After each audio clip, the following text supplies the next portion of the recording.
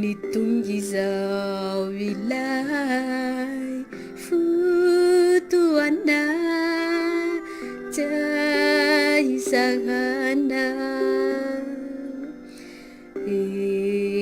nitsapako fa mafy toko ny fisahana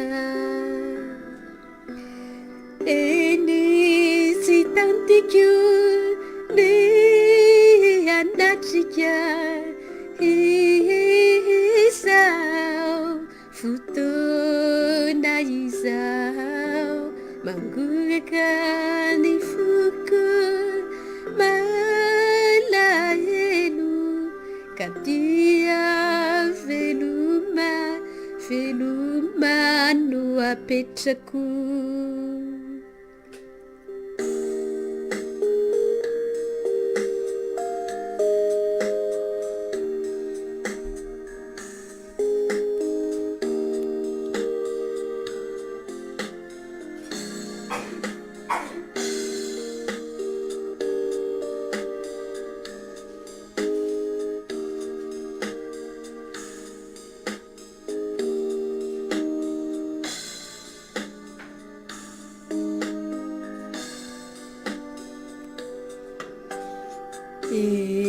Inganye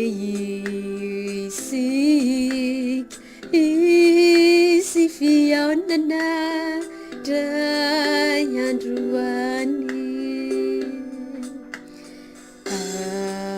amizay faly ifampiome sy ifampiantsoraka sy tantiko ny anatrika izao fotoana izao mangoraka ny foko malahelo ka dia veloma no apetrako. Sy tantiko ny anatrika izao fotoana izao mangoraka ny foko malahelo ka dia veloma no apetrako. Sy tantiko ny anatrika